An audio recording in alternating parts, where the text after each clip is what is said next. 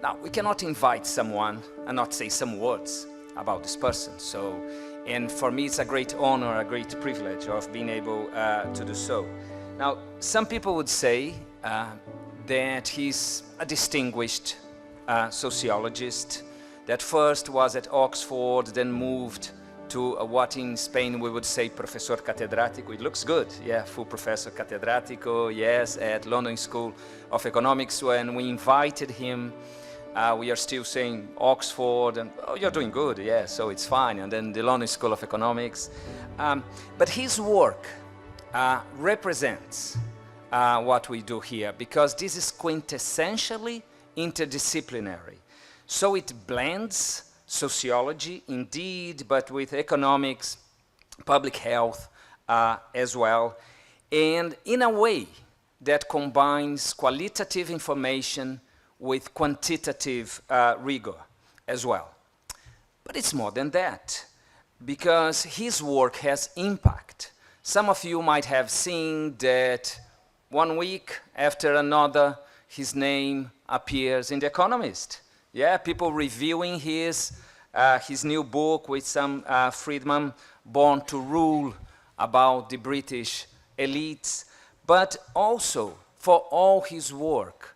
And then I will just mention, just for you to have an idea of the impact of his work, the British Medical Journal, The Lancet, the American Journal of Sociology, Social Economic Review. Some of us know how difficult it is to publish in some of these journals, Social Science and Medicine, World Development, yeah, Archives of Public Health, Health Economics, Journal of Public Health, and so many others. So his work has really had an impact, an academic impact, but an impact on public discussion. Now, some people would say, and I will speak to academics now, that, oh yeah, he has an H index of 40. Wow. Yeah, many of us who are not still in the 20s, we feel important, though he has twice as much. But actually, it's the quality of his work that calls attention, although the 130 papers that he has published also count, yes, so we don't want to dismiss that. But the real issue is about its relevance. The real issue is about its originality. And then I thought that one way of conveying the sense of originality would be perhaps by just reading some of the themes that he has done some work. So he has, in some of his papers, and then the list corresponds to different papers, how financial austerity was related to the privatization of NHS in England, how elites respond to social and racial inequality. He has talked about social class bias in welfare, sanctioning judgments, very interesting paper, very useful for the kind of work we do. He has talked about the links between traumatic brain injury with neurologic and psychiatric illnesses among people experiencing homelessness. How would that come in the translation? Homelessness. Yeah, very good. Yeah, personas sin hogar. Yeah, so translation is doing well. He has talked about global inequalities affecting mental health problems, and I have seen that Mark Dangerfield is here, so it's someone you should talk to. Yeah, he's over there, yeah. Thank you, Mark. He has talked about meritocracy, about poverty, about the link between democracy and child mortality. He has talked about corporate interests and food safety, also on female political representation, housing affordability, as we say here in Spain, always in the news, el problema de la vivienda. So yeah, he has papers on that as well. He has talked about wage-setting policies, employment, about food insecurity. And you know, and this is just a small sample of the papers he has published in the last 3 years. Yeah, which is just 1/3 of his 35 papers. So it's really amazing. It's really what he has been doing. But his work, I would say, is inspiring at many other different levels. In particular, the use of new data, such as the Who is Who, that appears in his Born to Rule book and other papers, which profiles more than 100,000, 125,000 members of the British elite from the 1890s to today. So the use is amazing of this new data. But he also used, and you can see in some of his papers, how he used machine learning algorithms, quasi experimental designs, or social network analysis in a very original way. We can also find in his work and a little bit of ethnography and a little bit of what economists are using, impact analysis, diff and diff, and all that kind of stuff. So he put some mainstream quantitative with some qualitative. So it's really very inspiring. So there's a kind of methodological pluralism that is very vibrant, very stimulating, I would say, to readers. And well, just to make a long story and a long presentation, what should be a long presentation shorter, I should say that now, well, you have heard something about his work. But the amazing thing, and I want to conclude with that, is not what you have heard today, is what I'm sure you will hear much more of him in the future, because he's just working like that is amazing. We will see his name many other times, and hopefully you will remember the day you have seen his presentation here. So thank you so very much, Professor Reeves. We hope we can manage all technicalities here. That's the moment that I will give the floor to you, and then I will return after he finishes just to get some questions from you. Thank you so much.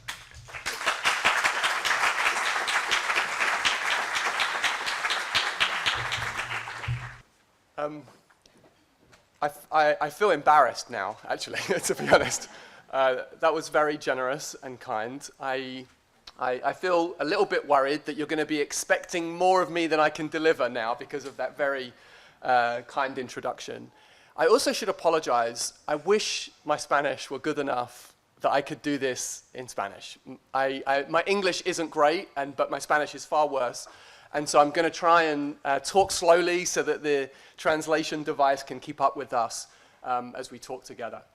So I think what I want to try and do today is introduce you to a couple of themes that are really important in my recent work, some of which Flavio very generously introduced us to. But before getting into that, I really want to say thank you for the organizers of this particular conference. I think we are in a moment globally where it has become increasingly important to think about the way in which marginalized and socially excluded populations are produced, maintained, sustained even by the policies and institutions that actually create these forms of inequality. And what I want to do in my work, in my presentation today, is to really try to unpack some of those intuitions, some of those ideas. I'm so grateful for Flavio for the invitation. I'm grateful for people like Gloria who helped me get here.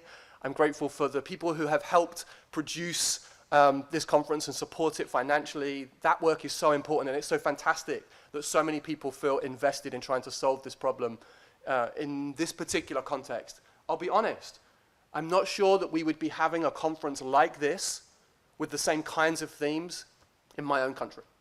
And I think that that is a tragedy, but thrilled to be able to share some of these ideas with you today. So as I said, I want to try and do three things in my presentation. The first is to really kind of give you a sense empirically of the kind of data that underpins some of what I think is really embedded in Adela Cortina's work around aporophobia, how we exclude and marginalize and destroy the kinds of opportunities and life chances that exist at the bottom of the income distribution. But in doing that, I want to try and connect it with those at the top, with people who do have power, who do have influence, who do have resources. And I want to try and do that by thinking through an idea with you together today that we call, my co-author and I, Sam Friedman, a symbolic market for ordinariness. And I will explain what that means, and maybe the translation will not handle that well, so I'll try and use some different ideas in trying to get at that. So, great, okay. I was just checking that the slides are going to move on when I talk. Okay, but before getting there, I want to give you an example of the kinds of policies that I'm interested in. So in the UK at the moment, we have a policy called the benefit cap. This places an upper limit on the total amount of social security that you can receive from the state. That is irrespective of how much you are actually entitled to. So what that means is that if you were entitled, for example, to say £20,000, if that exceeds the limit, you are brought down. You are reduced in the amount of entitlement that you get. Now, this policy actively accentuates poverty in British society. It takes people who are already really low income and reduces their incomes even further. What this policy does then is it takes people who are at the bottom of society and make their lives more difficult. And what me and my colleagues have done over the last few years is to try and understand the impact of this policy in a variety of different dimensions. The first thing that we can see is that the benefit cap harms health. It undermines well-being. That's what you can see in this figure. What we did here is we compared two groups of people, and we used a difference in difference analysis that Flavio was mentioning. What we did was we compared two groups of people, those that were at risk of being affected by this particular policy, really low income households. And we compared them to those who were unaffected, and we followed them over time. And when this policy was lowered, what you can see is that the prevalence, which is the vertical axis here, the prevalence of mental health problems rises, and rises pretty steadily over the next couple of years. This incorporates, by the end of this period, about a 50% rise in mental health problems among those at the bottom of the income distribution. So the first thing that this policy did was it made people's health worse. The second thing that it did was they actually moved them further away from the labour market. Now this matters because the original intention of this policy was to try and get these people back into work, to earn more money. But what we can see in this figure is that if you look at what happened to employment, which is on the left-hand side, there's maybe, though not a statistically significant difference, but there might be a small rise in employment. Now this is actually driven in part by a small number of people that maybe moved from being unemployed into the labour market. So we don't want to say that no one got into work because of this policy, but the results in our analysis are not very clear. But there's a much bigger thing that's going on. Now there is a reduction in the number of people that were in unemployment, which is the middle set of results here. But what really is happening is that these people are becoming economically inactive. They're actually moving further away from the labour market. And one of the things that they're doing is that these people were already individuals who had bad health. Partly that's mental health, but these are already individuals who have other kinds of health problems, physical health difficulties, that make it really difficult for them to engage with the labour market. And what these individuals then started doing was claiming for social security that they were already entitled to receive, but were not actually receiving. This policy then is harming health, and it's moving people away from the labour market, but it's doing something else as well. Because one of the options that the government had in their mind about how people would get out of this policy, get away from its impact, pushing them into poverty, was that they would find cheaper accommodation. They would move to rents that were less expensive.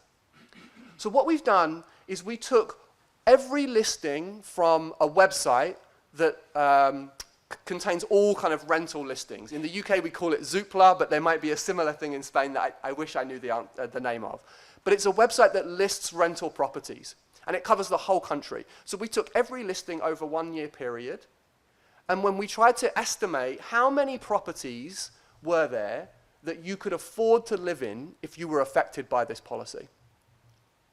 And actually what we found is that in some parts of the country, across a whole year, there were no places that you could afford to live in. In this figure, they're the areas that are grey, black, maybe as you're seeing it. Places that are light in this graph also have very few, maybe one, maybe two properties that you could move into in a year. You simply couldn't get away from this policy. In fact, if you took all of the properties in the whole country and put them alongside the people that are affected by this policy, there are not enough houses in the whole country to house these people in affordable properties.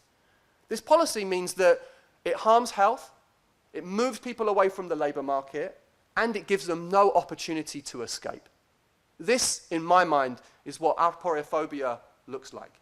This is what it looks like when we devalue the lives of people who are low income. We do not give them opportunities to make their lives better, and we actively make them worse. So why was this policy implemented? Oh, sorry, I'm going to talk about Lucy first, I apologize. So Flavio mentioned that we do ethnographic work. So while we've been doing this quantitative analysis, we've been walking alongside people who have been affected by this policy. This is Lucy. She's a mother of 3 children. When we first spoke to her, her rent was around £1,400 a month, maybe 1,600 euros, roughly. She was affected by this cap by about £700, maybe 750, 800 euros. So she was losing, over the course of a month, almost a third of her total entitlement. Lucy was actively trying to get out of the impact of this policy. So in the first quote on the slide here, she talks about trying to bid for cheaper housing, but just not finding anything. Over and over again, she would try.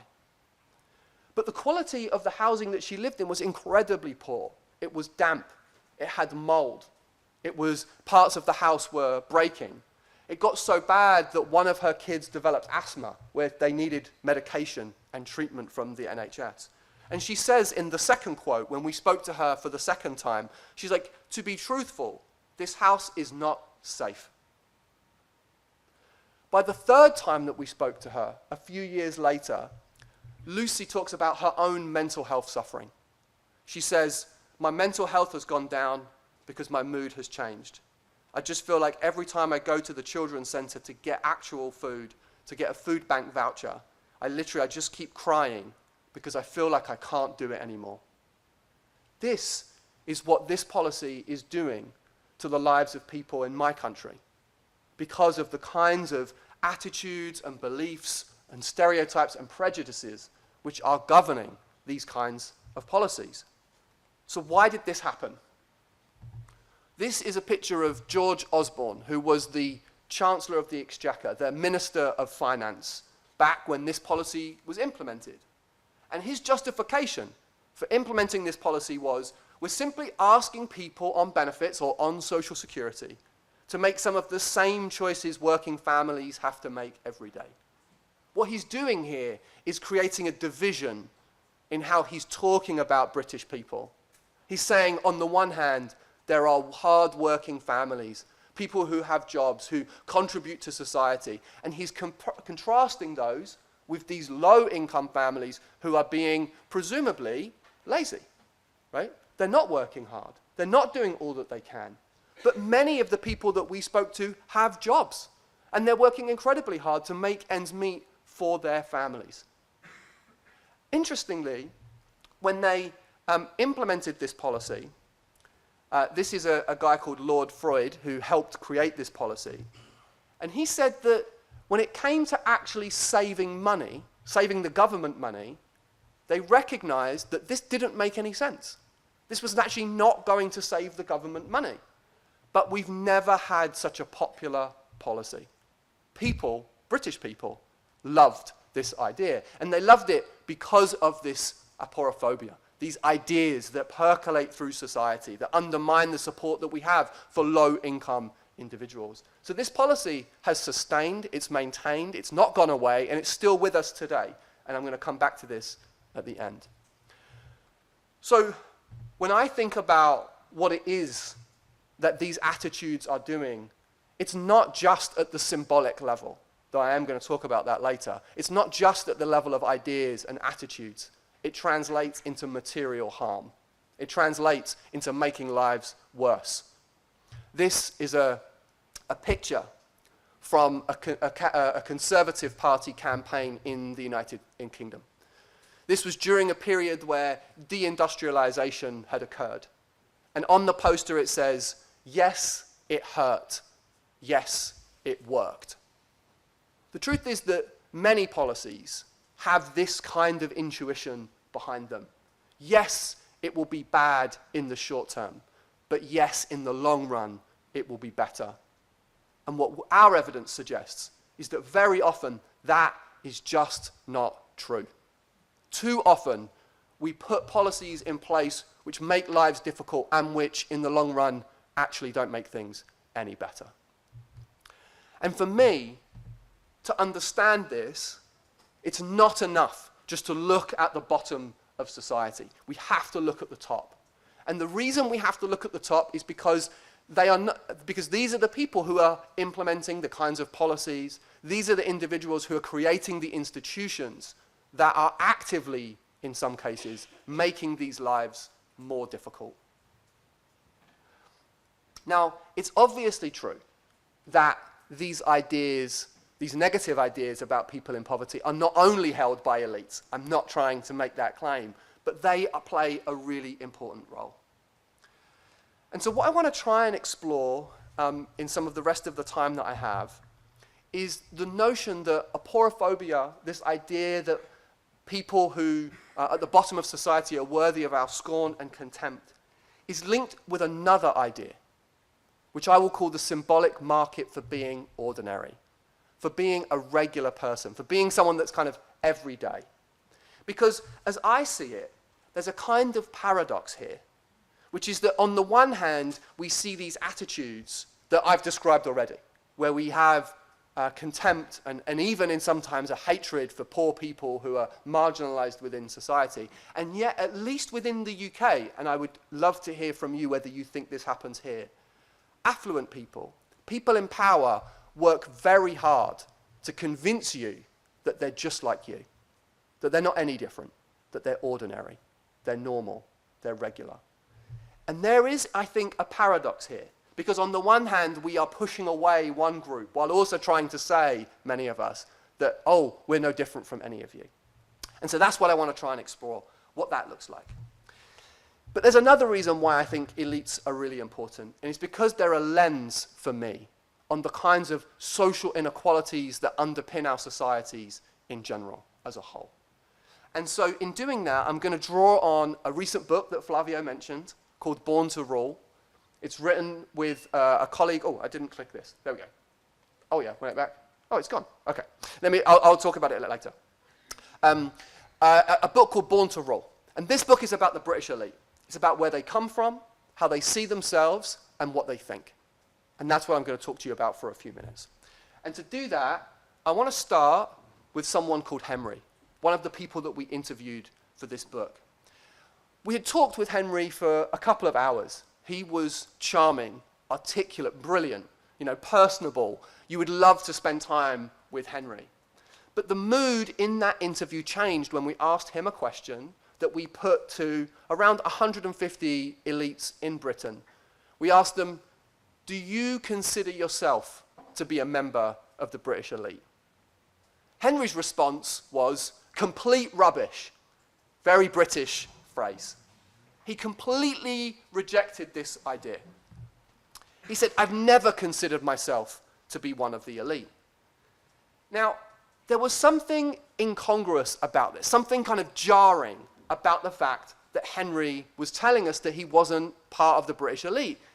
Maybe it was the fact that we were doing this interview in his 7-bedroom townhouse right in the middle of London. Maybe it was the fact that behind him was a huge portrait of himself. Maybe it was that we knew that Henry was in the top 1% of the wealth distribution. Maybe it was the fact that we knew that Henry had attended both a prestigious elite school in the UK and then gone to Oxford or Cambridge and then gone on to a Magic Circle law firm. He had an incredibly successful career. We knew that he counted as friends former chancellors of the Exchequer. We knew that he had kind of levied his position to influence government many times over. So Henry, in our view, was the very embodiment of the British elite. And for us, there is a dangerous disconnect between what elites say and in our analysis, who they actually turn out to be and what they think. And this, I think this matters for understanding the way that aporophobia works. So it's definitely true that elites have changed over time. I think we would absolutely acknowledge that on dimensions like gender and ethnicity, at least in the UK, there has been real change. Not as much as I might want, but there has been some movement there. But there is a lingering question about how much the British elite have really changed over this period of time. So certainly for us, we want to say that the British elite has changed, but not as much as we might think. And this matters because it affects the elites we get, the people who run the country. So why is it that people like Henry, who I mentioned before, want to convince us that they're ordinary, that they're not part of this elite, that they're somehow different? And our argument, which I'm going to elaborate a little bit more in a moment, is that rising inequality has made elites insecure. It's made them uncertain about the legitimacy of their own position in society.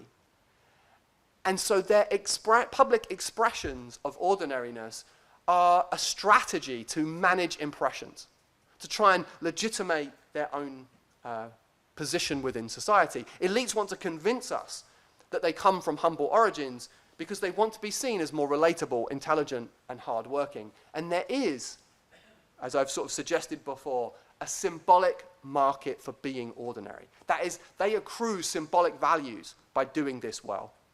And for me, understanding how this symbolic market operates is crucial for understanding how aporophobia is maintained and produced. So how do we do this? Well, the first thing that we do is we look at a data set called Who's Who. Flavio mentioned this already. It's this very strange dictionary of influential and noteworthy people. It's been collected in Britain since about 1897 and includes roughly around 33,000 people a year, but because people die and they go out of it, it actually contains data on around 125,000 people. Now, we managed, through various processes, which I won't go into, to kind of scrape and access all of that data. And what we have in there is a really tiny group of British society. It represents about 0.05%, so a tiny group. And we have information on schools they attended, the universities they went to. We know something about their leisure activities and recreations. We know whether they were members of private members' clubs. And to give you a sense of who gets included, the people that are in this, many of them, about half, are included by virtue of the positions they have in British society. So if you become a senior judge, you're automatically included. If you become a member of parliament, you're automatically included. If you become the head of a FTSE 100 company, a big corporation, you automatically get included. But other people are included by virtue of their reputation. If they've had a sustained influence on British society, they get included too. But we also did a number of other things with this data set. We tried to link it with other public records. Now, one of the unique features of British society is that we have something called probate records. So that is, when you die and you leave a will, if that will, the value of that will is over a certain threshold, which is actually relatively low, it's just a few £1,000s, that will gets recorded publicly. So we know, roughly speaking, how much wealth you had when you died. So what we did was we took, using kind of these sorts of machine learning methods that Flavio mentioned, we scraped millions of these records, which go back to 1860, and we linked them with the people who are in Who's Who. So we knew how much wealth they had when they died. We also conducted a survey with current members of this group and asked them about their wealth and income, as well as other political questions, which we'll talk about later, and we put them into this data set too.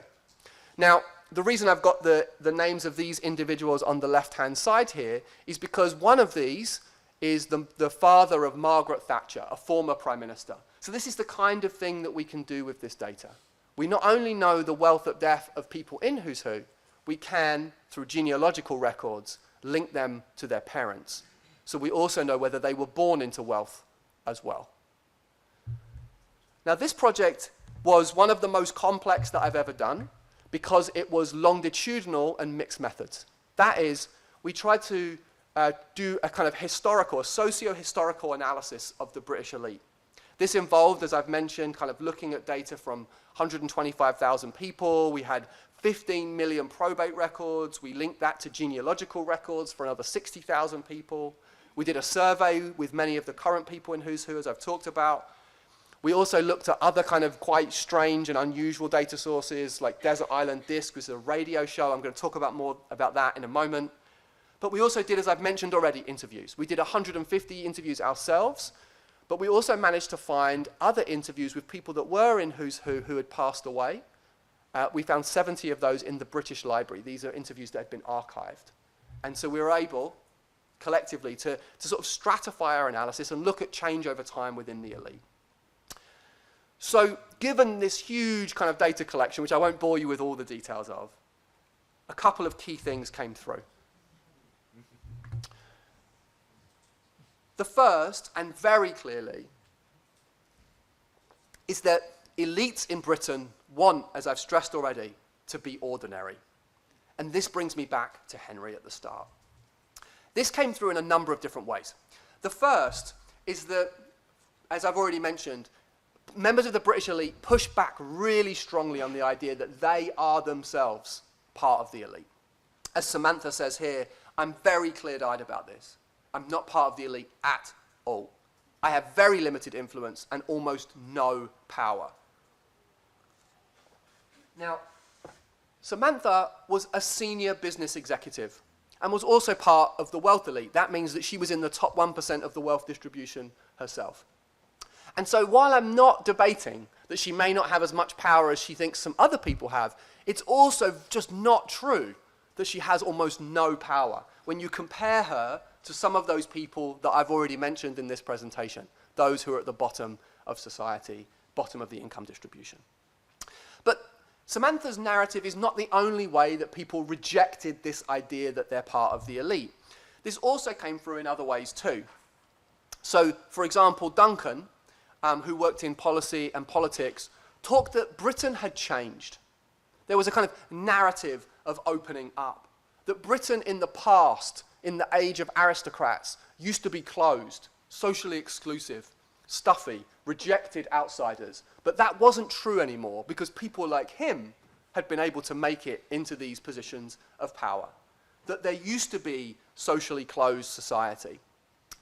Now, they didn't say that things had changed over the last few decades, but it was always this much longer story, almost a century old, that Britain had become somehow more meritocratic over time. But there was also another way that this came through, and that is that when people talked about class, particularly their class background, they were often awkward, uncomfortable, their answers became stilted and quite complex, and you can see this in the way that Victoria talks here. Victoria, who is a celebrated professor, comes from aristocratic background. She doesn't want to come across as coming from privilege. She doesn't want to sound middle class. She doesn't want to have a posh accent. She wants to sound normal and ordinary. And so for very many that we spoke to, they did this thing where they, what we call, deflect privilege. That is, they didn't want to talk about their class background. They wanted to kind of hide from us the fact that they had advantages, that they maybe did come from more affluent and privileged backgrounds. And they tried to obscure this in a number of different ways. Sometimes it was by referring to the occupations of their grandparents. Sometimes it was just hiding the kinds of privileges that they had in their society, in their lives. Indeed, when we surveyed people, we asked them about their class background, and we said subjectively, how would you define your class origins? But then we also asked them about the parents the occupations of their parents. And what we found was that 43% of those people that said they had working class background, their parents actually did professional occupations. So that is, their parents were doctors and lawyers and academics, professors like me, and yet they were saying, oh, I'm working class. I know what it's like to be poor, right? And this is really something that we think is kind of remarkable. Because actually what's happening here is these people are obfuscating, they're masking the very real privileges that they've had in their lives. And for us, what this is doing is trying to make their position within society more meritocratic, to make it sound like I'm in this position because I had to work hard to get here. Now, I'm not saying they didn't have to work hard. And I'm not saying that they're not very talented in lots of different ways. But it's also just not true that they had the same kinds of challenges and struggles that those who grew up in the bottom of society have in trying to get to these kinds of positions. Now, what's really striking is that when you go back and you read these interviews from those that grew up in the beginning of the 20th century, they do not do the same thing at all. These people were very comfortable with their privilege. They thought that they deserved to be in the positions that they had, and they didn't mind telling you about the privilege that they had in their lives. So this comes through, as I said, in a variety of ways. Now this is one story from someone called Rachel, who very actively tried to obscure the school that they went to. They went to a very posh private school, and they even didn't include it in their Who's Who profile. So kind of worried they were about how it might be perceived. So the question then for us is, are these narratives of Britain opening up correct? And the short answer is no. So what we failed to do, as I've said, is actually look at data. We look at data from people whether you were born into privilege over time. And what we find is that if you were born into the top 1% of British society, you've been pretty much as likely to get into the British elite as you ever have been. If you were in the end of the 19th century and you were born into the top 1%, you were 20 times more likely to get into the elite than anyone else. If you were born into the top 1% today, you'd be 20 times more likely to get into the British elite than anyone else. And what's really remarkable about this is that stability has been there, even though wealth inequality in Britain has gone down a great deal. And so there are really two things that I want you to take from this analysis, is that British elites are telling us that it became more meritocratic. British elites are telling us that it became more open, but it hasn't really changed that much at all. Now, this comes across in a variety of different ways. I've already stressed the way elite identities play into this, but culture here matters too, because one of the ways that British elites try to signal their ordinariness is through the kinds of cultural practices that they pursue. So I'm not going to spend a huge amount of time talking about this data, but I just want to give you a sense of what happened. In the middle of the 20th century, British elites say that they love highbrow activities. They love opera, theatre, and classical music. But that orientation starts to disappear as you enter the middle of the 20th century, as you go towards the latter end. And what replaces it is that people stop saying things like opera, theatre, and classical music, but they start saying things like spending time with family. I love being with my dog. I like going to watch the football. Did anyone go and see Barcelona win last night? That was amazing. But that's not the whole story here either.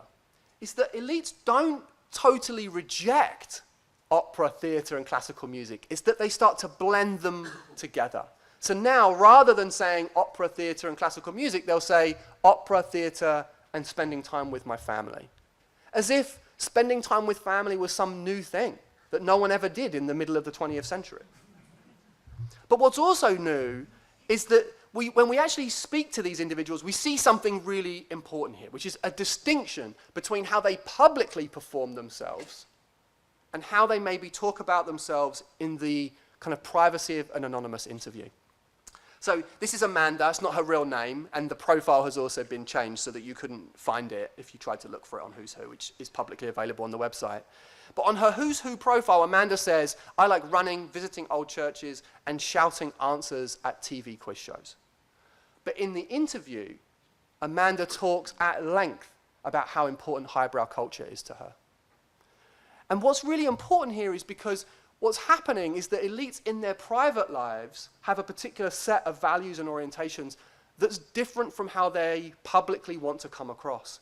Because to all of us, they want to seem like they're just like us, like they're normal, that they understand our lives. But actually, they're really quite different from what we might think.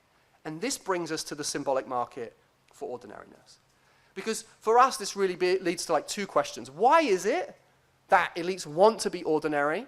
And then at the same time, when did this happen? Like, why did this change, at least in Britain? So we tried to get at this through two kinds of experiments. In the first experiment, we gave people in the British population in general, so this isn't elites now, it's just everyone in Britain. We didn't ask everyone in Britain, but just everyone, like normal people in Britain. We gave them two vignettes. We asked them about an academic. We actually did a series of these, but this is just one example. We asked them about an academic. The vignette, the story that we gave about this person was exactly the same, except for differences in class background. One of these academics came from a middle class background. One came from, pardon me, a working class background. And then we asked these individuals to rate this academic on a bunch of dimensions. And this is what we find, is that the middle class academic is not viewed as positively as the working class academic. That is, they actually thought the middle class academic was less intelligent, less hardworking, the research that middle class academic would do is less useful to society, and they thought that this middle class academic was much less likely to listen carefully to someone like me, right, than the working class academic. So what this suggests is that there's this very real kind of form of cultural capital that you can acquire by convincing people that you actually come from a humble background, that you had to overcome challenges to get to where you are, because people will judge you differently. Elites, we think, know this. They feel it. They can see it happening. And so they are working really hard to try and convince you that they know what it's like to grow up in a working class background. That they're just like you, that they're ordinary and that they're regular. So, but we also want to try and understand, like, what's driving this? What was behind it? And to get at that, we had to engage with this radio program that I mentioned earlier called Desert Island Discs. Now, most of you have probably never heard of it, so I'll just explain it very briefly. What happens is a very famous person goes on this radio show, and they have to pick 6 tracks that they, like musical tracks, that they would take to a desert island. They're like favorite pieces of music. Now, what we did was we asked people who were in our survey to imagine that they were going on this radio program and that they had to pick a favorite musical track and also a favorite book that they would take to a desert island. But before we did that, for half of them, we also got them to answer another question about rising inequality. And what this question was supposed to do was prime the salience of inequality in society. And what we said to them was that inequality's gone up in Britain, which it has, that the most affluent in society have benefited most from that rising inequality, which it has, and that the vast majority of people in Who's Who, of which you are a member, are also among the richest people in British society. So what we were trying to say to them is, you are part of this kind of rising inequality. And we asked them some questions about that, and then they answered that question about desert island discs. And what we see, very simply, is this, that individuals who were exposed to that inequality treatment changed the way they answered the desert island disc question. They became much less likely to say that their favorite track was a piece of classical music, so they didn't like the highbrow stuff as much anymore. They also were much less likely to pick a book that was like serious or big, kind of Dostoevsky kind of book, right? They became less likely to say that kind of thing because they wanted to come across as being more ordinary. So our argument is that not only do elites know there's a symbolic market for being ordinary, but that rising inequality has made them insecure and uncertain about their position. And to try and legitimate the advantages that they have, they try to be ordinary and regular, just like everyone else. But why does this matter? Why does it matter who gets to be in the elite? Because at the moment I'm talking about culture, right? Now that may seem very far from the kinds of concerns that aporophobia is about, but I think they're intimately connected, and this is why. Because the elites we get structure the politics that we get too. So when we asked individuals about their political preferences, it becomes really clear that elites from more middle-class backgrounds are more politically, to the right politically. That is, they become less concerned about reducing poverty. They become less concerned about using taxes and social security to try and provide health, education, and poverty reduction. We know that they become much less invested in having taxes increase on the rich. And they also don't think that upward mobility has become harder. They're also much less likely to be worried about racism in society, or even to be worried about colonialism too. So that's people from middle-class backgrounds. But that same pattern is also true among the very affluent elites within our sample. So this is just elites compared to other elites and dividing them by how wealthy they are. And if you're in the top 1% of the wealth distribution and in our data, you're also more right-leaning. That is, you're much less concerned with the experience of people at the bottom of society. And the argument then is that when elites are doing this performance of ordinariness, that when they're trying to convince you that they're just like you, what that's masking is very real political differences in terms of how they want to pursue these problems in British society in general and potentially here too. Oh, sorry. Yeah. So we try to get at this decision-making in other ways too.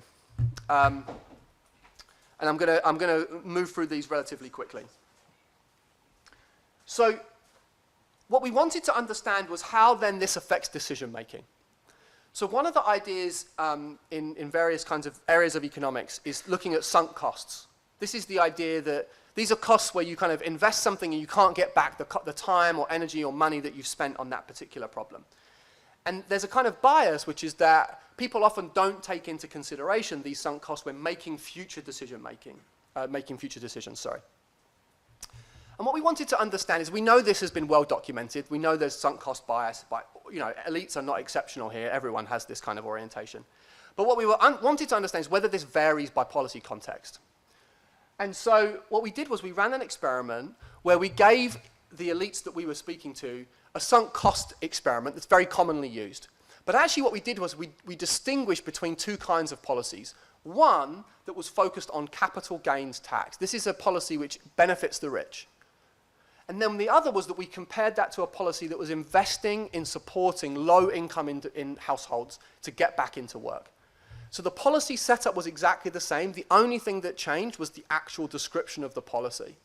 And what we found is that how elites responded to this really changed depending on whether they themselves were in the wealth elite. So what we found, sorry, that was the two policies, I apologize. What we found was this, is that when we showed them this example, which is about supporting low-income households, the affluent people were much less likely to support additional funding for that program. But when it was about the capital gains tax, the policy which benefited them, they were much more likely to invest more money into that program. So that is the way that they think about these policies changed depending on whether there was a self-interest there or not, or whether it was going to benefit some group at the bottom of society. And for us, what this illustrates is that these kinds of lived experiences, both your class background, but also the kinds of resources that you have now, influence the degree to which you're susceptible to this kind of aporophobia that Cortina writes about. This comes through in other ways too. We looked at judges. We looked at every decision that's been made by the Supreme Court in Britain. And what we were interested in, and this is actually not us, but someone else had coded this data to see whether it aligns with kind of decisions that would align with the political left or the political right. And basically, when you look at that across every decision that the Supreme Court makes, it's basically a 50-50 toss-up. It's a pretty balanced court, right? It's about 53%, so 50-50 roughly, come out as like left-leaning decisions. So it's not like obviously politically biased as a court. But what we did was we took those judges, we linked them to their parents, and we found out whether they were born into the top 1% or not. And what we found is that actually the decisions they make change whether they have one member on that panel, the Supreme Court makes decisions as panels of 3, if you have the addition of one person who was born into the top 1%, the likelihood of a left-leaning decision goes down. So people bring their class background into that decision-making process. Now again, I'm not saying that judges are kind of actively pursuing a kind of an agenda of a sort of a right-leaning politics. I don't think that's what's happening. But there's something about your experience which shapes how you see and encounter the world. So in Britain, we just elected the most working class cabinet in history. 46% of Keir Starmer's cabinet come from working class backgrounds. That's in contrast to 7% from the previous Conservative cabinet that just left. And actually, when you interview these politicians, they very explicitly link their ideologies to their class backgrounds. Here are some examples, which I won't go into in detail. And yet, when you look at what they're actually doing, they're pursuing policies like this, which is to try and take money out of the bank accounts of people that they think are committing welfare fraud. This is the kind of thing that, you know, the evidence for whether they've committed welfare fraud is unclear, but they think that they can like extract that money because the assumption is that so many people at the bottom of society are kind of being deceptive in how they're claiming social security. Or this, where there's an idea that actually we're going to help people get back into work by giving them weight loss drugs because they're lazy and they're overweight. Right? These kinds of policies are coming out of a government that is, nominally speaking, the most working class in history. And does that fly in the face of what I'm saying? Well, I think the reality is that MPs are cross-pressured. You know, when you come into Parliament, you're not able to just implement a particular agenda without any recourse to other kinds of ideas or pressures or values. They're surrounded by other kinds of elites who are also working together. And so it's not enough, I think, even to just change the people that get elected to Parliament. That actually what this requires is a more systematic and systemic change to who gets to be in power, at least in my country. And here we can talk about whether this is true in Spain. Now, I've talked a lot about different aspects of the elite. And if you would like to know more, you can find more in the book that Sam and I have read. But in the last few minutes, I want to come back to issues at the bottom of the income distribution. And I want to talk about something called sanctions. This is, again, a paper that Flavio mentioned. So what happens in Britain is if you fail to meet the criteria that you've been given to claim unemployment insurance, you can be sanctioned. That is, your benefit payments are temporarily stopped. So, for example, if you are late to a meeting with your work coach who kind of helps you claim unemployment insurance and also helps you find work, if you're late to that meeting, they can stop your payments, which means you receive no money from the government to support you and your family. That's a sanction.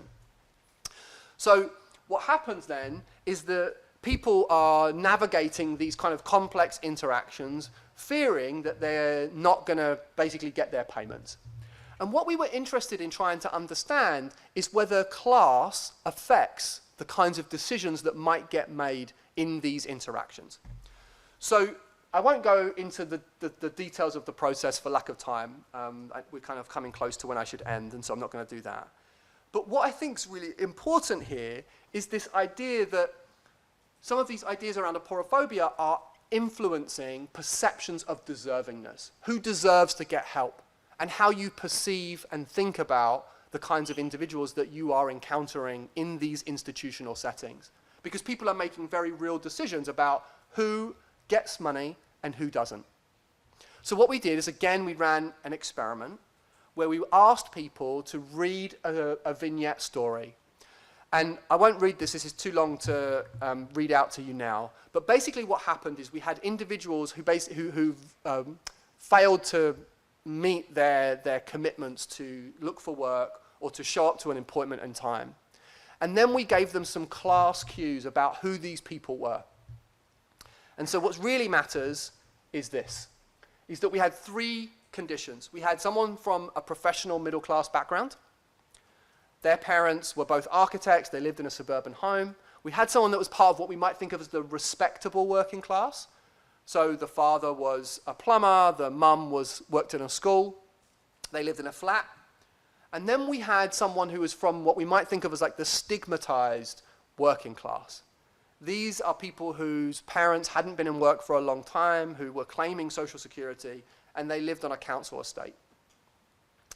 And what we find is that people who saw the middle class vignette, only 60% of those individuals would sanction that person. They broke the rules, but only 60% of them would get sanctioned. If you were in that stigmatized working class category, that goes up to about 72%. So people became more likely to stop someone from getting Social Security money if they had these stigmatized class cues in their background. But we also did something else. We actually asked people for their reasons about why they would do that. Why did you make the decision that you made? Because we wanted to kind of get beneath the surface of that. And what we found, and again, there's a lot of information here, is that, but I want you to focus on these.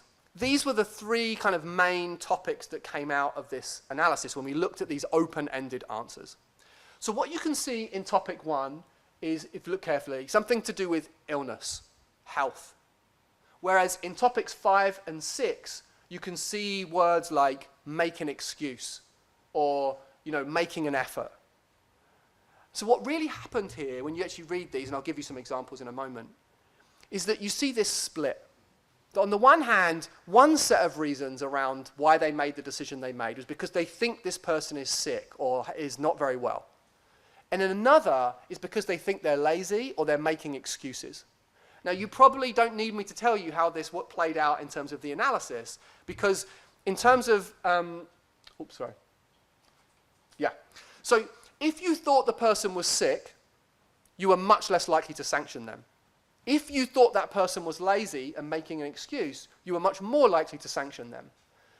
That is also linked with class. So, here's the, this is what it's like. It goes down if you're unlikely, if you think that person's sick, and then it goes up if you think that person's making an excuse.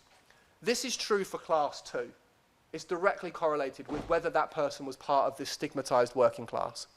That is, if you thought that person was sick, you became less likely to sanction them, and you became more likely to sanction that person if it was interacting with class too. The problem here is that people from the stigmatized working class background were more likely to be perceived as making excuses. The person from the middle class background was more likely to be seen as being unwell and not able to do it.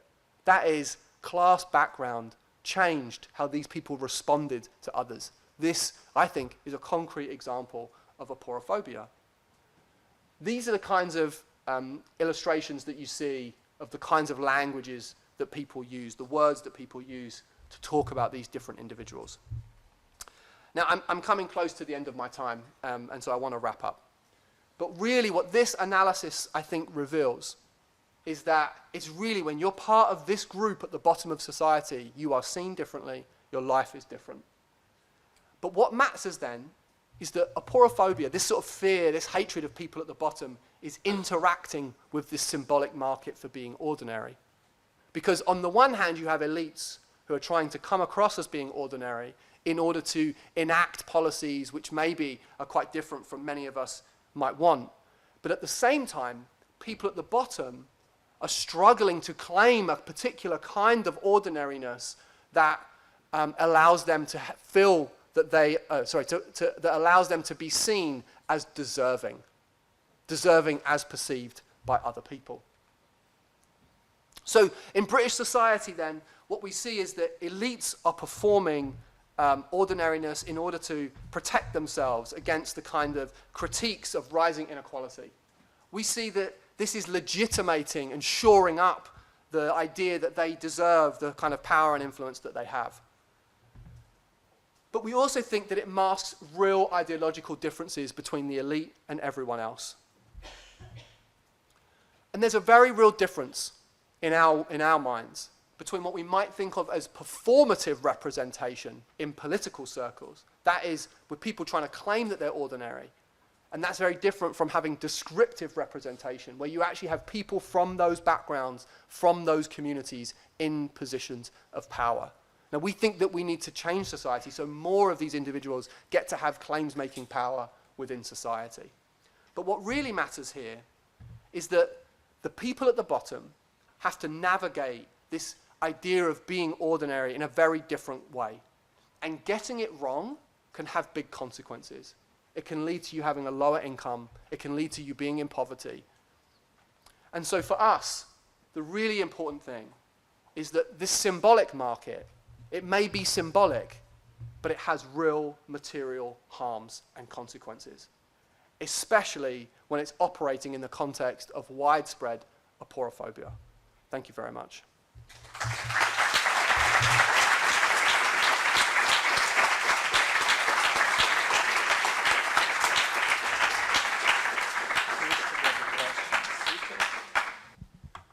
Thanks, Aaron. That was awesome. Mark Fabian from the University of Warwick. You talked a lot about how elites justify their position and then also how the very bottom is stigmatized. I'm wondering if you have any insights on how I can't remember how you described it, but essentially this deserving poor type person, the kind of noble working class, why they in the UK have so substantially internalized this kind of notion of distinction. Like, I don't think I'm a migrant to the UK from Australia, and I don't think that back home there's quite as much prejudice towards poor people from other working class people. It's still pretty bad in Australia, but anyway, I'd be interested in your thoughts. Thanks.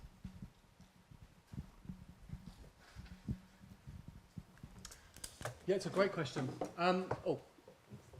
that on? Can you hear me? Yeah, okay. Oh, yeah, that's true. Can people hear me at the back? Yeah, okay, great. Thank you. I think it's a really tricky question. It's absolutely true. So I mentioned people like Lucy at the beginning. So these are people who are very low income. And even when you ask them, what do you think about these policies? Most of them say these are really bad policies. So that is policies which are reducing these individuals' income. They think it's really bad, right? But they also say, but I am worried about these other people, right? I am worried about these people that are like trying to get something for nothing over here.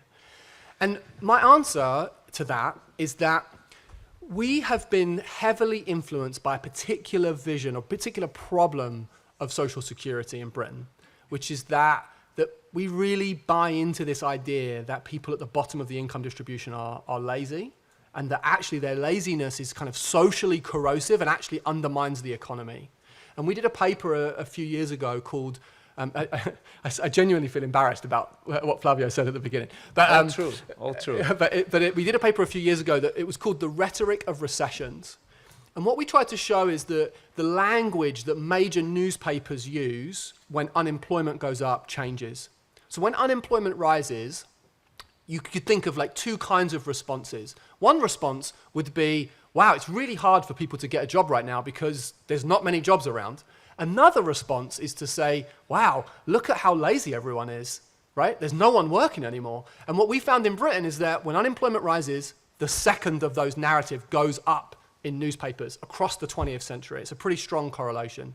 So I just think that in the background of British society, rooted is this kind of like Malthusian idea that the lazy poor are socially problematic.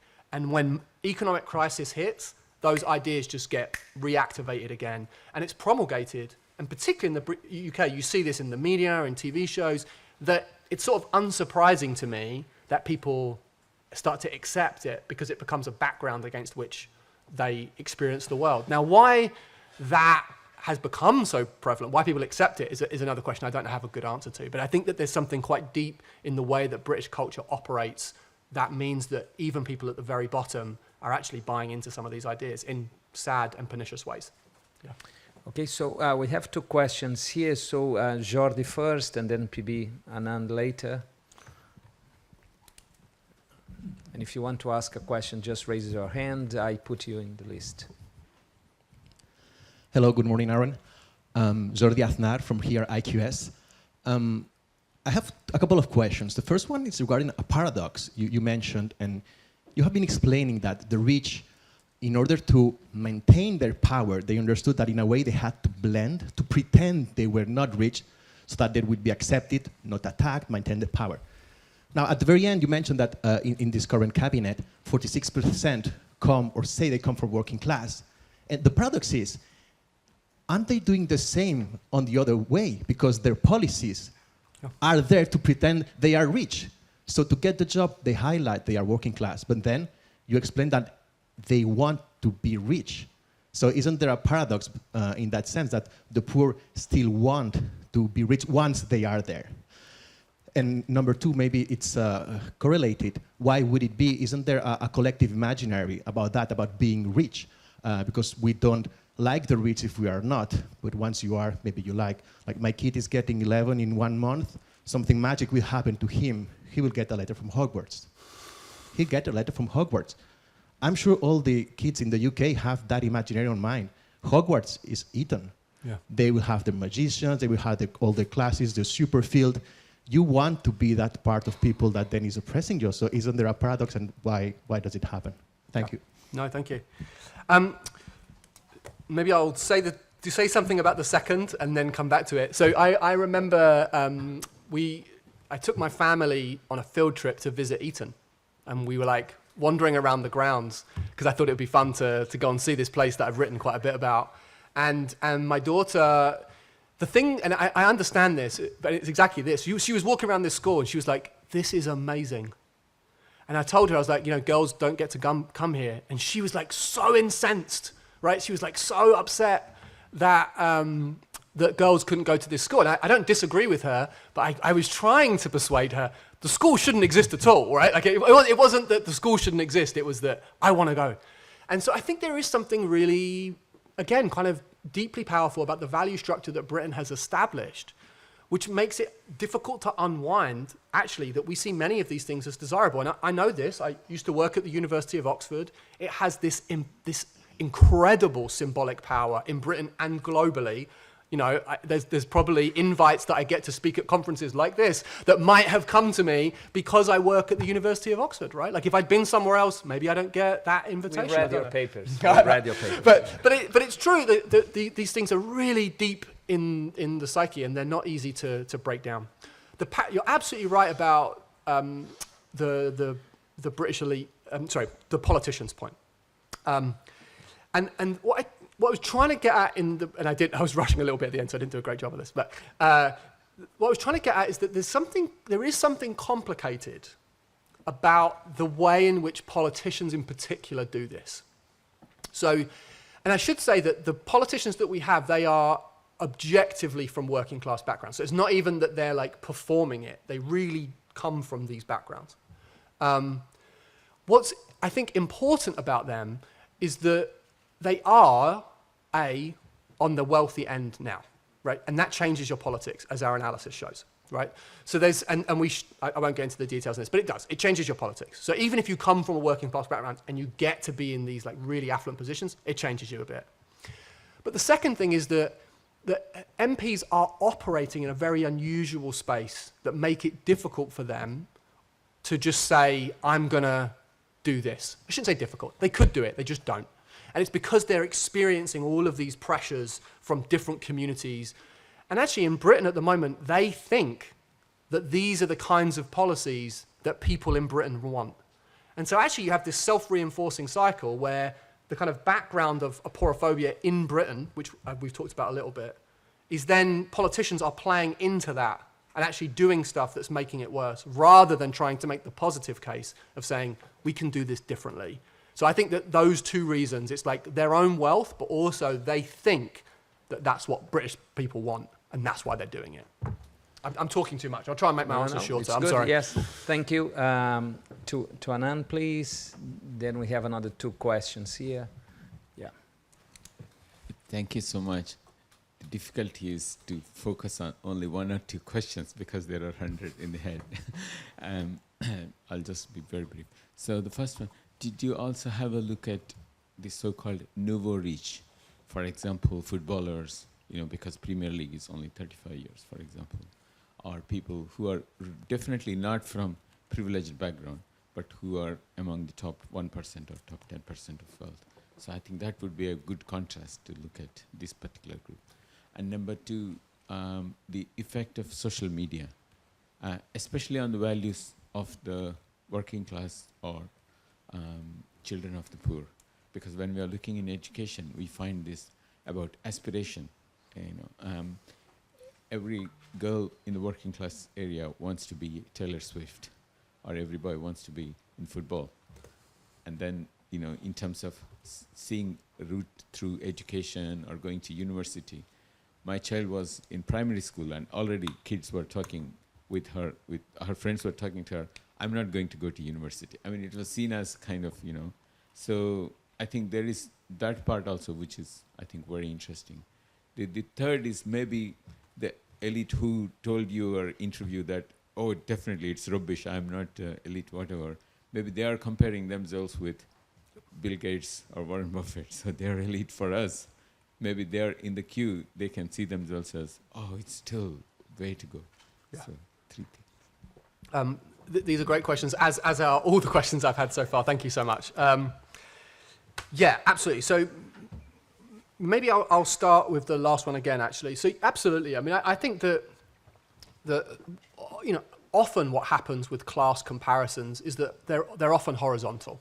Right? We're looking really at the people that are close to us because our worlds are structured in ways that make it so that the people I see and encounter are people like me, right? I mean, and I can see that, as a lowly academic at the London School of Economics, that I'm much less powerful than some other people, right? I mean, it's easy to see that, it's easy to feel that, but it's just not true. I mean, and I think that my sense is that the people that we interviewed, these are very bright, very sophisticated individuals. And I don't think it would take them a great deal of thought to say, I may be less powerful than Bill Gates, but I also have a lot of power relative to the vast majority of society, but they don't say that. And I think that that's really striking because they're trying really hard to make it seem like they don't have any power.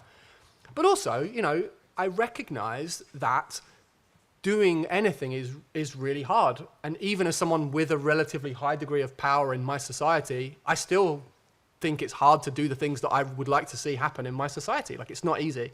So I think there's a kind of misconception of what power is, and that there's this caricatured idea that power is, I think X, and then X happens. And that's never been true. But that seems to be the caricature that the elites we're talking to have in their mind about how the world works. And I just think that that's not right and self-serving, importantly. Social media. We haven't looked at that specifically, I have to confess. The stuff that we've done on the media is linked to the kinds of things that I've already talked about, and so I won't repeat those. But I do think the media is playing a really important role here in creating the background ideology against which people are living their lives. And it's not, and again, I don't want to overclaim this, it's not that I think the media is like the only thing that matters, but I think it has a role. And I think that there are other ways of organizing that ecosystem that could shift how we talk about particular groups of people. The Nouveau Riche. So we don't look at them as a unique group so much, but we actually do have them as a separate category in our analysis. So Who's Who, interestingly, calls these people individuals. That is, they're just sort of very famous, and they don't really know what to do with them. So, for instance, if you're a football player, not all football players get in, but some do. If you're a model, like there are some kind of very famous, wealthy individuals who are in the book, and often they would have come from working class backgrounds.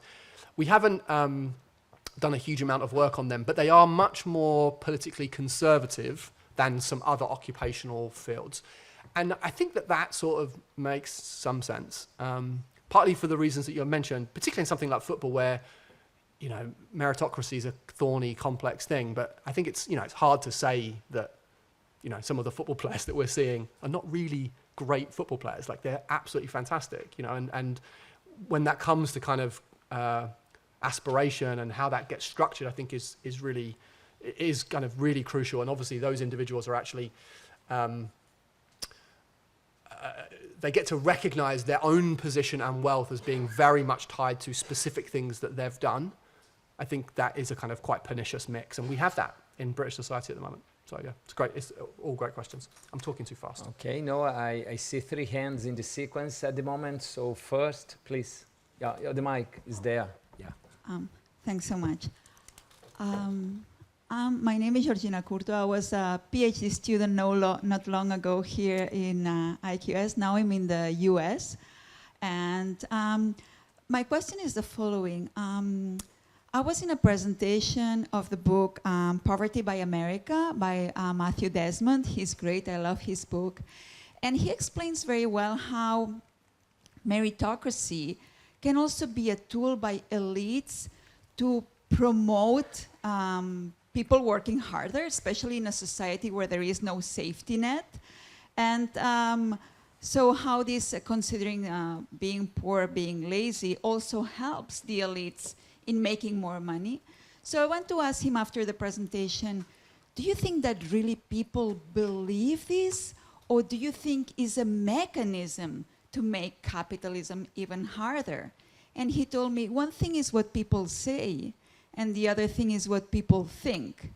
So my question to you is, how much, when you interview these people that belong to the elites, how much do you think is hypocrisy, and how much do you think is what they really believe about, the things that you explain? Yeah. Thank you. Thank you. That's a really fantastic question. I'm going to talk a little bit slower because I worry the translator behind me is struggling to keep up with my very fast speaking style. I apologize. I'm getting excited now. My answer to that is not going to be a very satisfying one. And the reason it's not is because I don't want to try and make assumptions about what people think based on what they've said, because I think that that's smuggling behind the people we spoke to interpretations of what they're doing. And I think that makes it, I think that's bad practice as a researcher, maybe. So what I will say is that, and we tried to bring this out at various points in the analysis, is that when we have data on a disconnect, we can see that sometimes. So I gave an example around culture, right? Where on the one hand, someone presents a version of themselves to the world, and then in another setting, it's a very different version of themselves. And what I think is true, objectively so, is that we all do that. Right? We're all modulating how we come across in different settings to try and make it so that we can kind of get through everyday social interaction. But whether it's hypocrisy or intentional, it's not for me to say. But what I do think is clear is that there is a disconnect. There is often a disconnect between the way that people present and then the kinds of ideologies that they have around how they present themselves. So I do think that it is clear that sometimes this effort to come across as being just like everyone else also masks some very real differences in terms of political ideology. Whether that's hypocrisy, whether it's strategic, that's hard for me to say. But I do think there is a very clear disconnect sometimes between the way people come across and what they believe. Thank you. Thank you very much. I'm Roberto Cantoni from IQS. I have a few questions. I'll try to be as brief as possible. First question is a counterfactual, so it's going to be a bit hard to reply, I guess. It's what do you think the results of your research would have been if you had conducted your research like 15 or 20 years ago in a time, in a sense, how does the global political shift to the right is influencing the kind of results that you're having? Second, with respect to the fact that powerful people may think that they don't have enough power, I was thinking maybe they also interpret power not just as financial power, but also as relational power. And some of these people that are really much in the top, they sometimes feel that they don't have like a genuine personal relational life. So maybe that's also why they feel like they don't have so many connections.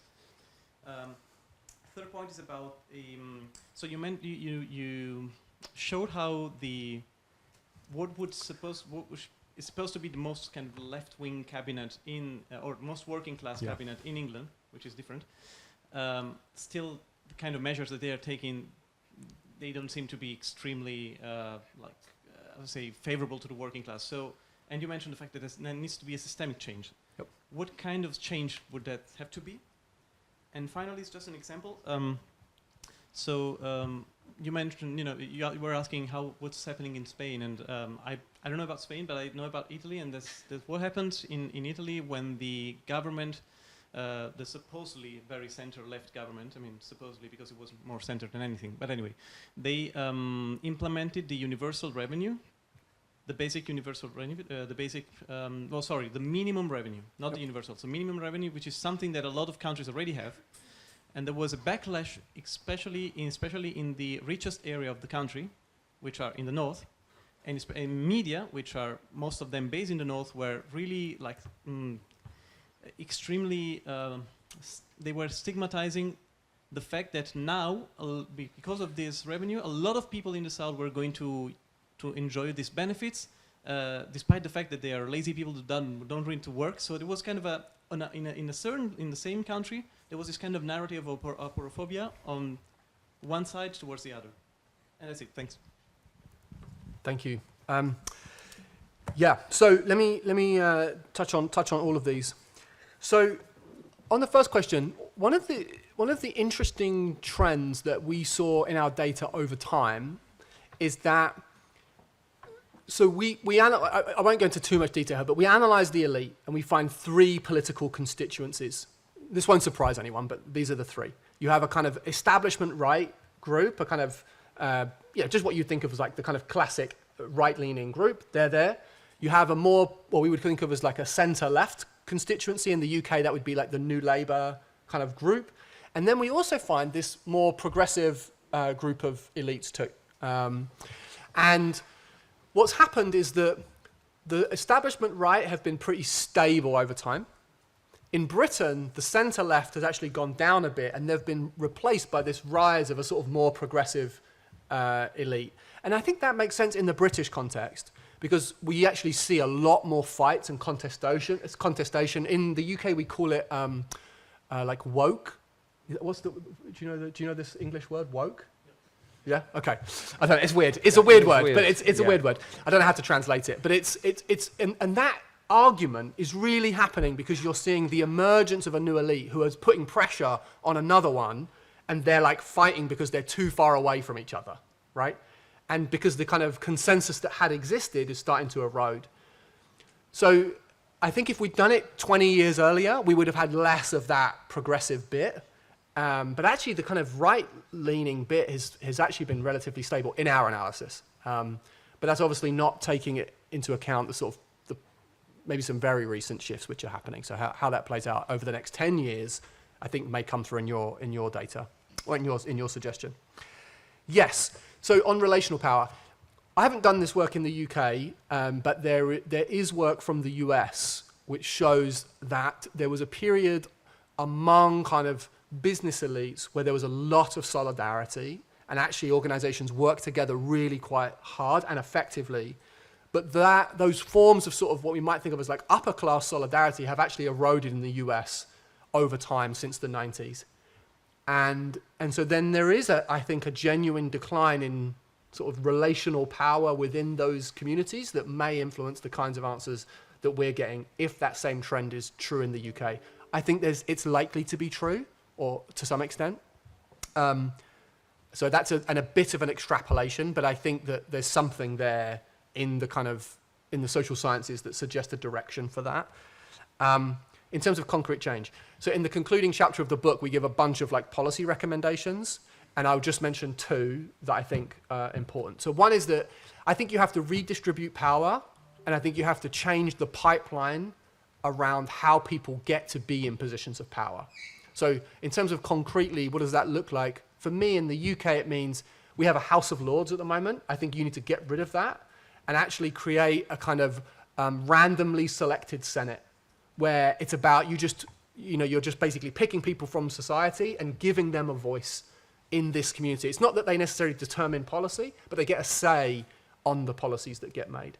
The second is that you break the pipeline. So in the universities that I worked for or have worked for, they play a really important role in processes of elite reproduction. So Oxford, Cambridge, even LSE, these are elite universities where the kids of affluent families are like getting in and then getting into these in 20, 30 years time, their We jobs. too here. Yeah. Yeah. Yeah. So it's nice that some of them are here. Yeah, it's good. So, and I think you need to change the recruitment process, the admission processes in those universities if you're really serious about that process. So those would be two things. I can talk more about that, but I'm already saying too much.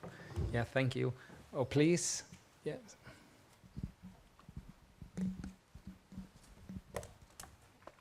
Hello. Hello. My name is Ophelia Kranicki. I'm a first-year international business student here at IQS, but I'm originally from the United States. And I had a question almost, do you think that the stigma from the elites against the poor would almost be as a result of their normal, in the sense of that if you haven't had to worry about ever having to go on welfare or to be in an affordable housing program, you could almost see these programs being paid for with your tax money as almost taking from you. Would you almost agree that that would be true? Yeah, I think that there is probably some sense that individuals who are in that situation think that, like they're losing something. But I think it's even more than that. I think it's that they also think that it's being wasted, that it's not necessary, that it's not needed. And actually, that in some ways it can be even perverse because it's stopping people from doing the things that they should do. Now, I think that that's wrong, but I think that that belief is very prevalent and in society as a whole. So I think that's right. So I think there is, to some extent, it's not true of all elites. Like even in our analysis, there are lots of elites who disagree about this kind of stuff. But there is a constituency, a group of people, I think, have some of those ideas and beliefs. Yeah, absolutely. Thank you very much for your question. Now, one of the disadvantages of people sitting over there is that I cannot see you properly, but I think perhaps Paola over there, yeah, she has raised her hand. So, and then Jorge, I think, yeah, so there are two questions over there. And then we're going close to the end and for the coffee break. And hello, I'm Paola Raffaelli. I work here in IQS. And my question goes in relation to our role as educators and how we can shift that mentality. Because from my personal experience, I teach business ethics here, and I have been accused of being communist, anarchist, being in favor of squatting houses because I said that rent in Barcelona is too expensive and people cannot afford it. So how can we, because you have talked about very crystallized symbolic mentalities. So how can, and they are very difficult to be broken. So how can we penetrate without creating this severe distinction that immediately places us who want to break that glass ceiling as the other in opposition to we, and not generating this social closing process? Thank you. Yeah, thank you. This is a fantastic question. Obviously, I don't know that I have the answer to this. As an educator, I think we have a number of responsibilities in the classroom, which are, to some extent sort of challenging ideas, but also just fostering conversation and debate. And I think that that's equally as important. So actually, I think our role as educators is really important in the sense of introducing new ideas and giving people the opportunity to understand those. But to me, it's the role of universities that's really important. So for me, it's partly the things we talk about in the classroom, but it's also the construction of that classroom. That is, who is in the room when we're having those conversations that really, really matters. Because I think, what I do think there is very good evidence for is that one of the things that changes our understanding of the world are the people that we know and care about. And one of the reasons that you sort of see this lingering impact of class background on people's politics, like 30, 40 years later, even after they themselves have been incredibly upwardly socially mobile, is probably that they both have memories and family who are rooted in communities that they feel a commitment to. It doesn't just vanish when you get the kinds of jobs that the people I'm talking to have. So that's part of it. And I think universities, we know this, they play an absolutely crucial role in who we know and love. Partly it's about family, but it's about friendship. Some of the closest friendships that people will ever make in their lives will be rooted in friendships they made in this institution. And then they will go out into the world and they will take those relationships with them. And so for me, universities, and it isn't just universities, but speaking as educators, right? For me, universities play an absolutely critical role as institutions of pedagogy in the sense of things we teach. But they also play a really important role in creating solidarities across communities, which is why I think, when I think about my universities and the universities I have worked at, I think they haven't always done enough to think about that aspect of their mission. They focus too much on just recruiting what they think of as just being the brightest kids. But we know that that's got some problems with it. So for me, it certainly is about pedagogy. It's about what we teach, but it's also about how we construct classrooms. Very good. So before we go to the other question, I just want to ask, we do have air conditioning here, if you wish. It seems, I've seen some people. Are you okay? Air conditioning would be welcoming. So I don't know. Janice, do you know whether you could know, or Ralu, whether you could ask our maintenance team to come here? So just one admin issue, because I've seen that some people are feeling a little bit hot. Please. Yeah, thank you. Thank you for your speech. My name is Jorge Peralta, and Paola took my question. So I was, then I was thinking, I would like to see how much elite universities, teachers believe they are elite, or even they seem ordinary, and how it could be, it could affect also the way we change that, we look for that transformation of our students. So it was also about our role. Yeah, thank you. So, maybe I'll just say briefly then, yes, I think, I can't speak for IQS.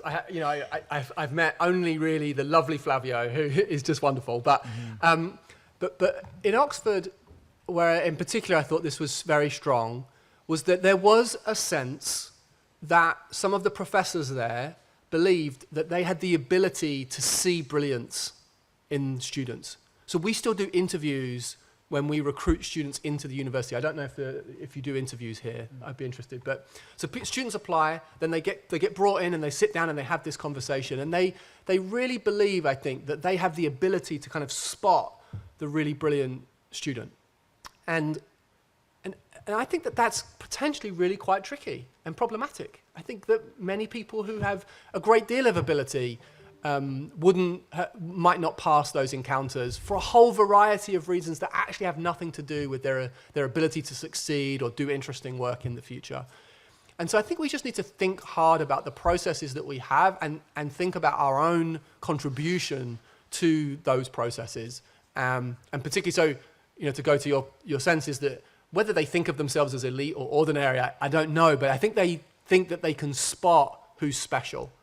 And I think that maybe kind of plays into this narrative and story in ways that I think are perhaps unhelpful. So, okay, another question over there. Soy Kiko Mañós de una entidad. Pido poder preguntar en castellano porque mi inglés sería inentendible. Pero es una pequeña, si le podéis traducir.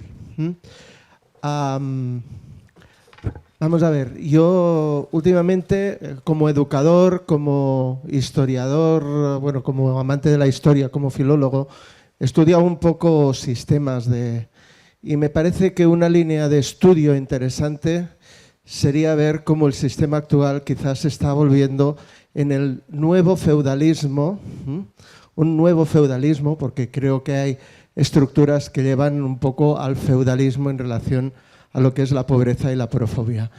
En cierto modo, ¿crees que sería una línea interesante de ser trabajada? Porque creo que hay cada vez más indicios que nos llevan a eso. I'll do my best to answer. Thank you so much for your question. Yeah, what I do think is that The system is clearly different. I mean, there are these arguments around I think in the UK we call them techno-feudalism. And I find them interesting, but I'm not totally sure. Because I do think the economic system has fundamentally changed in some really important ways. That the connection between labor and capital has shifted in ways that I think that the fluidity of that labor market is real in a way that it wasn't under feudalism. So I think there are some like structural differences.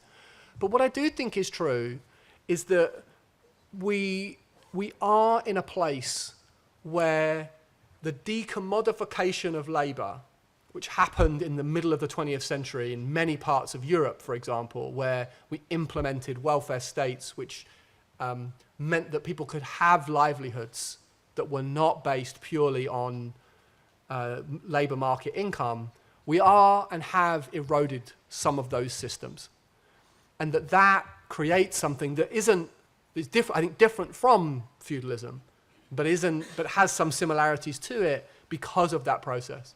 And so what I see is this sort of increasing, I'm not going to use the word commodification because it won't get that, but this sort of increasing effort to commodify, to turn into commodities, land and people, has this distinct process by which it leaves some people, very vulnerable and excluded.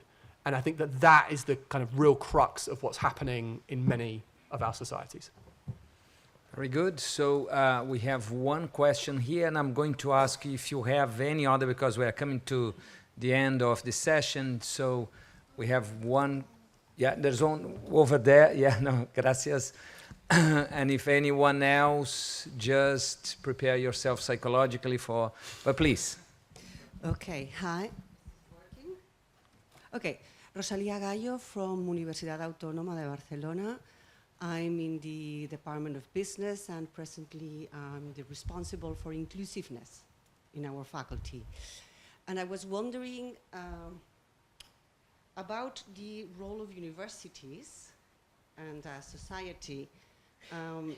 I tend to think aporophobia could be part of this inclusiveness role in which government-owned, we say Universidad Pública, which is completely the opposite in English, but government-owned educational institutions in Spain.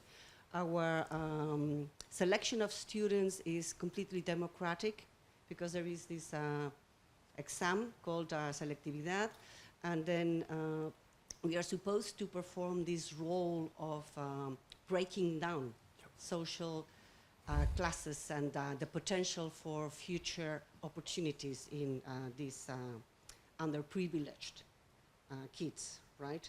So my question is, how do we go about including not only these people who are underprivileged, which we are working on it, but also including diverse people, people with handicaps, okay, mental illnesses. One of our biggest challenges today is how do we include in our student base and how do we take care of students with autistic disorders and other kind of, these capacities. And linked to that, including them but not eroding the value of the degrees they have at the end of their studies. Thank you. Yeah, thank you. Yeah, to be honest, I don't know that I have a really great answer to your question. I think it's a fantastic question. And partly it's because I don't work specifically in that area. But what I would say, and actually I think that one of the limitations of our book is that we don't analyze disability. We do lots of other things. Lots of other kind of areas of diversity within the British elite. We don't do a great deal on disability, and I think that is an area that we could have done more. In particular because it's clearly and still remains the biggest form of economic inequality in Britain, social inequality in Britain. And yet I think we somehow think that it's kind of legitimate because it's like rooted in some perceptions of different capabilities. But I agree with you, it's a very problematic and thorny question. My short but inadequate answer to your question is that there has to be something that we can do in terms of resources. That I think that within institutions, we just have to, we can find, I think people have lots of smart, interesting ideas, and we have to invest in some of those and see which ones work and which ones don't, and move forward from there. But I know that isn't a very great answer to your question, but I just don't know enough about it. I wish I did. I wish I knew more, but thank you so much. Okay, so please.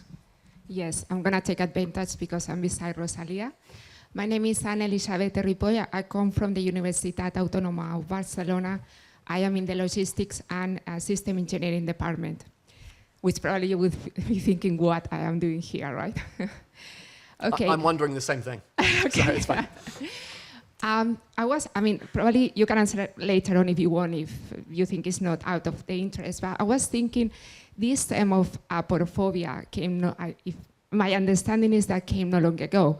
But I was wondering if there are papers there doing research of how many years ago this has existed, although we may not be aware it was called aporophobia. So when I'm thinking about the Victorian times, I'm thinking about people having to go every day to the streets to get some money for the lodgers. Some of them sharing rooms, having to sleep standing because they didn't have money to afford drinking problems, gin was very cheap and so on. So for me, that was a queen not looking after her citizens. So I believe that was aporophobia. And I'm not sure if there is research there. I mean, this is not my field, but I'm very interested in how far away historically this has existed. Thank you. Yeah, that's a great question. So again, I'm going to say, I'm not an expert on this, but I'm going to tell you the little that I think I know, and I would love to be corrected and to hear from other people. So one of the things that we do have an idea about is something called the universal deservingness heuristic, which is the idea that people that are perceived to be not contributing to the community are often seen as not deserving of help from other people in the community. And so the idea for this comes from the idea is that it's rooted in quite deep processes to do with old communities that were hunter-gatherer societies. And so the idea that someone is deserving or not of like the support of the group is apparently, or some people argue, a really old idea. And it's linked to this notion that we don't think that everyone's contributing. Now, what I think modernity did was it made those groups really big and complicated. You know, capitalist societies are incredibly complex. I mean, in one sense, they're kind of remarkable in the ability that they have to connect us with each other. But what it also means is that the availability that we have of information about how much other people are contributing diminishes rapidly. Because actually, you know, I'm connected to all kinds of people that I will never meet, who I rely on intimately just to eat every single day. And yet it's easy for me then to make some assumptions about who these people are. And because I can't see the contributions they make, it's easy for me to think that they're not making contributions. So I think that there's something, I'm getting to an answer here, which is that I think there's a very old, potentially deep idea that's interacting with the current way that we organize societies that I think has accentuated the capacity for aporophobia. But we also know historically, I mean, in the British context, we can go back to the Elizabethan time, so the 15th century, and we can see examples of this distinction being made between deserving and undeserving poor in things that were called the Poor Laws. So I can tell you in Britain it's at least 700 years old, or 600 years old, and probably longer than that. But I also think there's something about this particular way of organizing societies that accentuates it and makes it more salient and perhaps also more problematic. Yeah, thank you so much. Now, if I may, I would like to add that some papers of this conference are actually going into some of the historical roots, because this goes quite a long time back, and it's also possible to see because we have created a channel, a YouTube channel, where we have asked the speakers to briefly speak about their papers for 1-2 minutes. So there's a possibility now, I'm going to talk about the coffee break, and that if people want to check, they can even see from the titles and things. And then the only thing that remains, I'm absolutely sure that I would like to thank once again Professor Reeves for his talk and all his work that he shared with us today. Thank you so much.